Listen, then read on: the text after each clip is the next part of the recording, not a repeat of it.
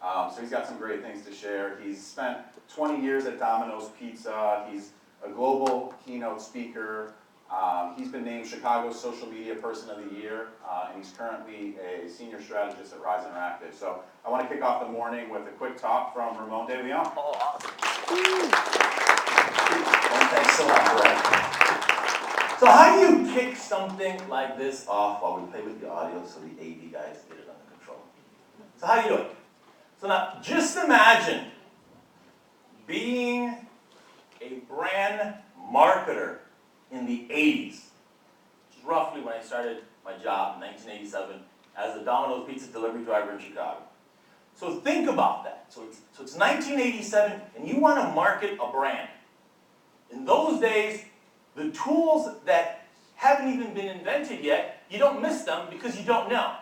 The only thing you know is, what do I have to work with? So on a daily basis, when we were taught to run up to a customer's door and say, John, I have your large pepperoni pizza here, it's $14.16, and it's been delivered in 24 minutes. The only thing that I'm concerned about at that moment is how much in addition to the $14.16 he's putting in my hand, because it's a tip job. Fortunately enough, when I had that task, a decade earlier, in the early 70s, when I was 7 years old, I was able to attend the MBA class of my mother, who used to sell Avon door to door. So now I was 7 years old, now we're back in 1974. I could never understand when we would come up to someone's house, a friend, a potential customer, they would let us in, and she would come in, and we had the Avon books, which were cosmetics, if anyone doesn't know what Avon is. And I could never understand why she would spend 10, 15, 20 minutes in conversation that had nothing to do with what we were selling. So she would ask the friend, the neighbor, so what do you do? Where do you work? Which in essence was, she was almost asking for LinkedIn data, but LinkedIn hadn't been invented yet. Then another conversation point for her was, oh my God, what are you cooking? It smells so good.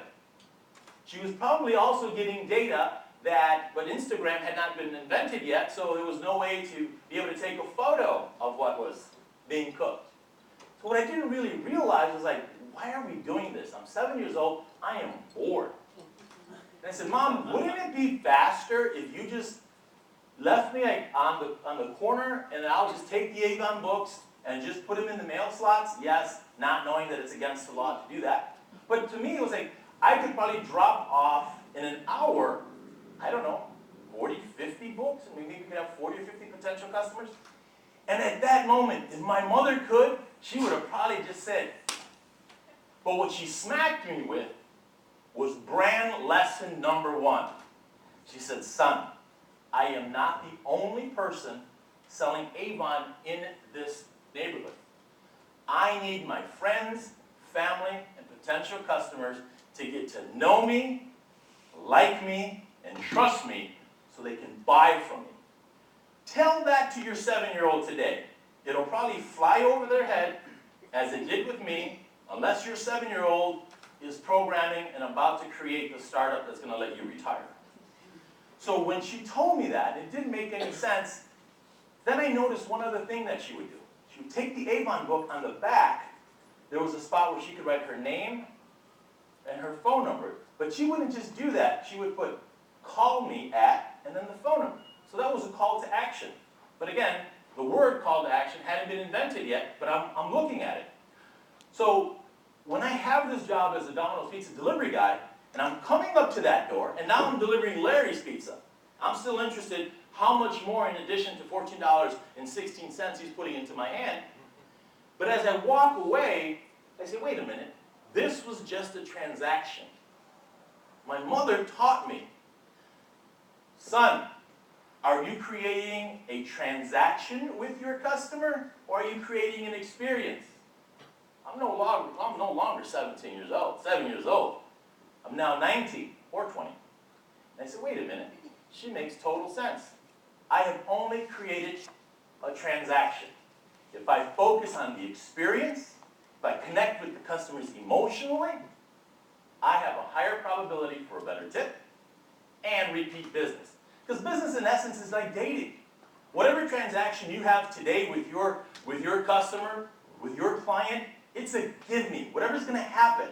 Like in the restaurant business, when that pizza order came in and I'm coming to your door, this is done deal.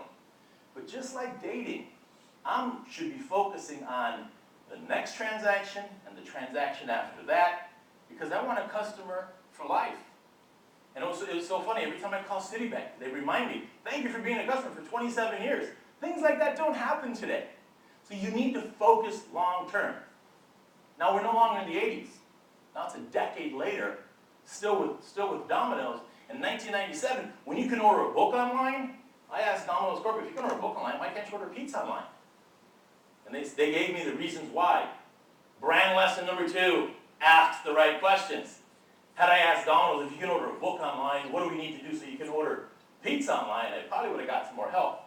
But now we were having more data and the power to give the data back to the customer.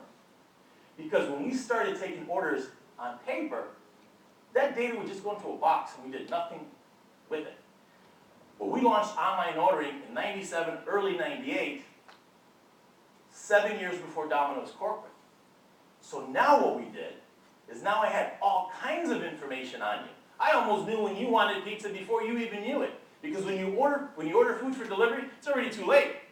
Because you're already hungry. If I could order before you dialed or you pulled up the app on the phone, that's power. But with data, now we were almost able to play with this. So what was really cool is because of the lack of the conversations we were having on the phone, with the data that we were getting on the apps and through the online ordering, we launched ICQ instant messaging. Did anyone here ever have an ICQ number? We would ask you that number when you would order so that I could send you an ICQ message to let you know I received your pizza order, and I could send you another one to let you know that the order's on its way. And if you were open for conversation, I would talk to you in those 15 or 20 minutes, ask you how your day is going, doing what my mother used to do. Hi, how are you? How's your day? Where do you work? I know what you're having for dinner. Is there anything else that we can help you with? Now we come to 2000 and we have all of these tools. We had already been talking to customers using ICQ that became AOL. So when Twitter was invented and everybody thought it was the dumbest invention of mankind, I'm thinking, wow, I've been talking to my customers in 20 and 30 characters for the past 4 or 5 years. Now I have 140 characters. What in the world am I going to say? Where brand competitors are saying, not only is this dumb, but how do I say what I wanted to say in 140 characters? So now I could be a fly on the wall.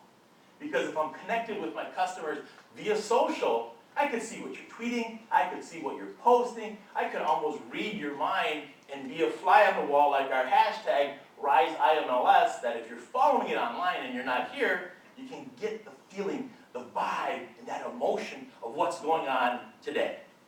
So in essence, it's still going to come down to that one very simple thing. Doesn't matter what business you're in. The manufacturer of pencils, the manufacturer of the raw materials for the pencils, or somebody selling pencils door to door, kind of like my mom did selling Avon. We're going to hear some incredible examples today of all the tools that are available so that you don't have to rely on the CRM that I had to rely on, was the mind to remember John likes crushed red peppers and Parmesan cheese with his pizza, where now I have tools. And it's going to come down to the execution of that.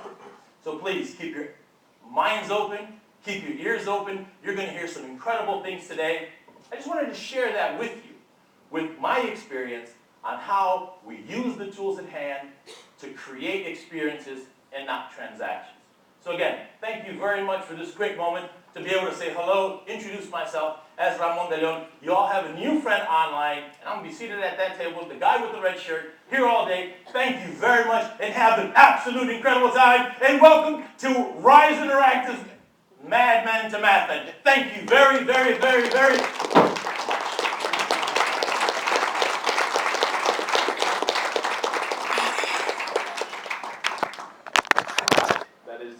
the Ramon de Leon. So very much appreciated. appreciate that. Now we'll get to the expert panel. We'll call these guys up, and we've got the microphones here for you, so come on up, Ben and Jeff and Justin and Lawrence. My name is Seth Adler. I'm with Catfish Entertainment, and thanks so much for coming this morning. We're going to talk about personalization, what these guys are doing in these organizations, and then they're going to ask a question to you. And then we'll ideate at each table with the Rise Interactive executive